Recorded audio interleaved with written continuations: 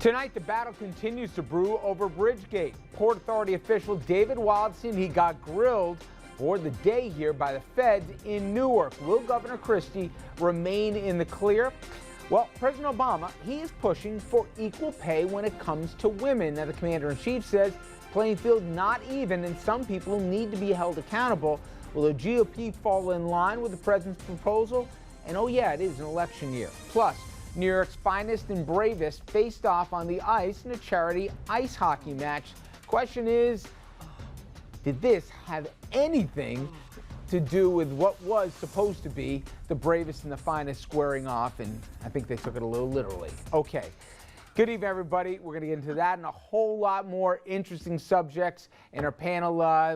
Very interesting perspectives on them as well. I'm Richard French. Thanks for joining us. What will be a very eventful Monday evening, April 7th. And we start today with Bridgegate, the potential trouble ahead for the New Jersey governor. Of course, I'm talking about Christie. Now, just 10 days ago, Christie seemed ready to turn the corner on the scandal worries. He met with the press with a typical swagger back in fold. The governor, he acting at least like a man in the clear. Cleared in part by the report from his own lawyer saying that he was not connected to Bridgegate or, for that matter, any other scandal. Next day, Christie, he headed out to Vegas back in campaign mode with an eye to 2016. But perhaps the governor was pivoting from the scandal more than a little too soon. As some new headlines here have plenty of people wondering if those who were closest to the governor and the scandals may soon tell what they really know.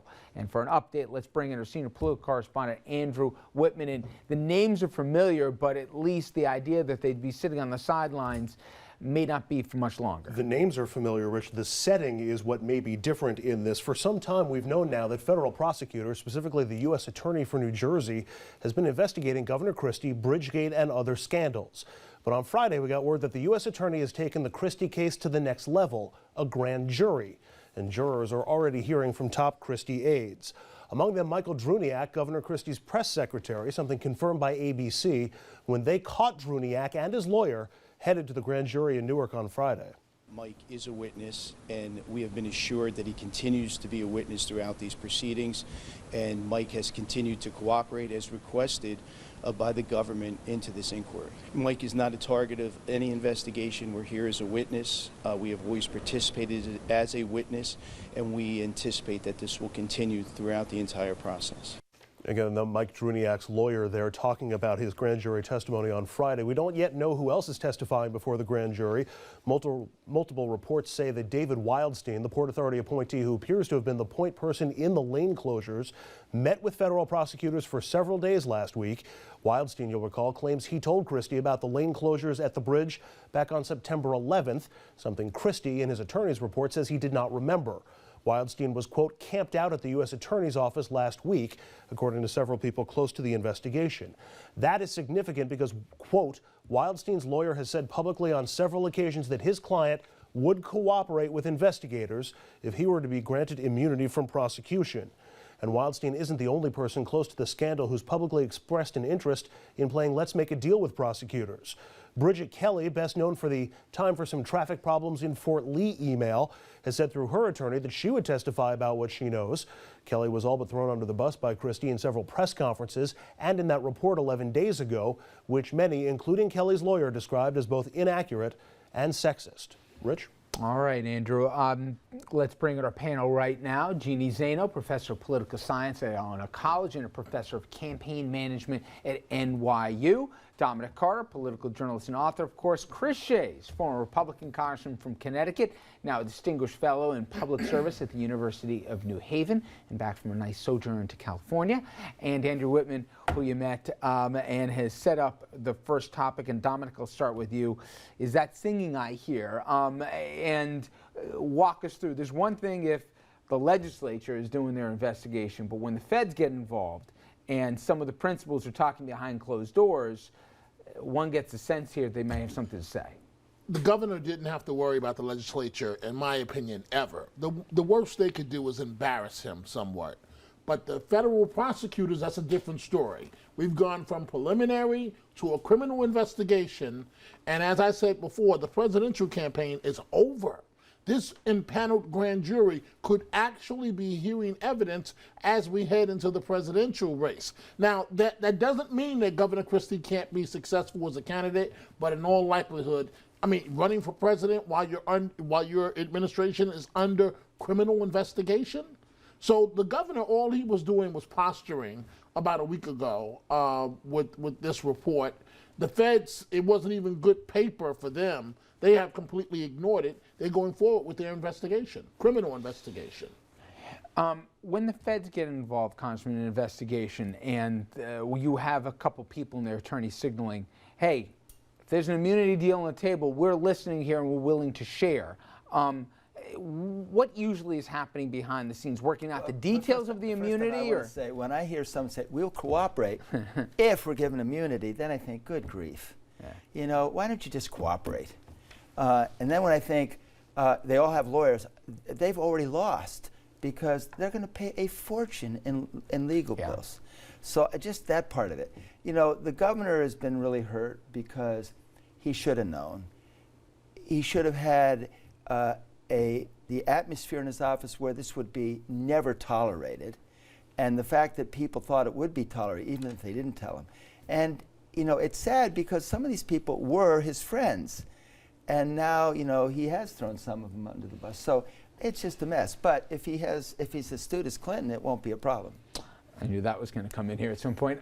Jeannie, is there a part that says you reap what you sow, in that, sure, the governor had to distance himself in that initial press conference, that 2-hour press conference that we took live, that, hey, I didn't know anything, and Bridget Kelly and, you know, some of the other figures, but he didn't just name them. He went on to call them every name he can in the book here without getting bleeped and censored on TV, and he repeatedly went down that road. The report that was put together by his own attorneys, again, not only threw him under the bus, but backed over him a couple times. They are human beings here, and every human being at a certain point says, I'm going to need to find employment when this is all said and done. Did he inadvertently or intentionally, in trying to discredit them, go almost too far, where now they're racing to the courthouse steps? Yeah, it's hard to believe Chris Christie. He's a lawyer. He's been a federal prosecutor. He understands how this works. So it's very hard for me to believe that any of this was unintentional. He threw Bridget Kelly under the bus. He threw David Wildstein under the bus. All his friends under the bus. But he made it really personal, though. Remember the Wildstein about where he was in high school, that he wouldn't socialize with that kind of guy, then Bridget Kelly. How she was stupid and now crazy. And then had affairs and she was unstable. Yeah. And there's no way that Chris Christie didn't know what he was doing. So it's unimaginable. What do you mean there's no way he didn't know? Define that a little bit. Well, there's no way he came out in that 2-hour press conference and anything wasn't completely thought through. Right. And whether he knew or not what was going on at Bridgegate, my feeling has always been that is the absolute tip of the iceberg. The real problem for him is the money, and anything that happened with the funding, the federal funding for Sandy Aid funding, anything that happened with the mayor from Hoboken, I think that's really where he's going to get into big trouble. And I agree with Dominic. His ability to run, I mean, Governor Keene, we know, has an interest in not supporting him. We heard Rahm Emanuel come out in the last few days. You know, you're hard-pressed to imagine. Rahm Emanuel? Yes, listen. They're very similar folks. They understand each other. Besides the fact they're on opposite sides of the aisle. So he's supporting the governor? No, he's saying there's no way you can recover on time. I want to get to Governor Kane. Well, what about Clinton? Yeah, okay, we'll get there. I promise. All right, we'll get to Governor Kane in a minute because I think it is significant to a degree. This isn't about sex, though. Okay, thank you for getting that in. But Andrew, help me out with one thing. We talked this morning in a production meeting about omission and commission, right?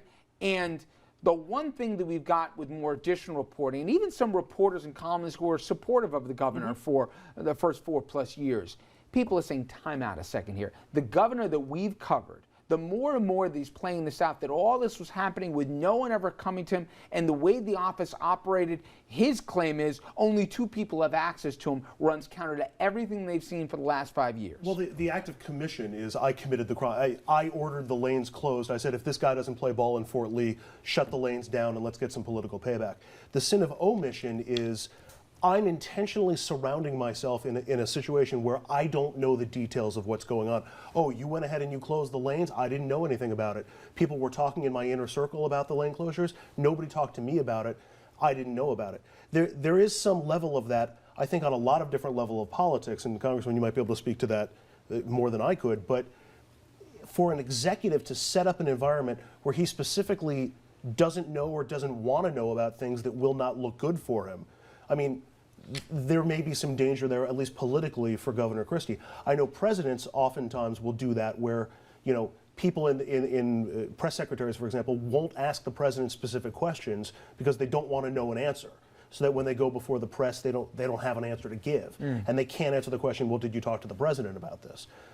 When it comes to the lane closures, though, you begin to lose the smell test on this, because you have the Wildstein claim that I told him on September 11th. Now Governor Christie doesn't remember that conversation. You had Governor Christie in December saying, I put the cones out myself, ha ha ha. That's how silly this whole thing is, but didn't apparently think it was important enough to even investigate at that point.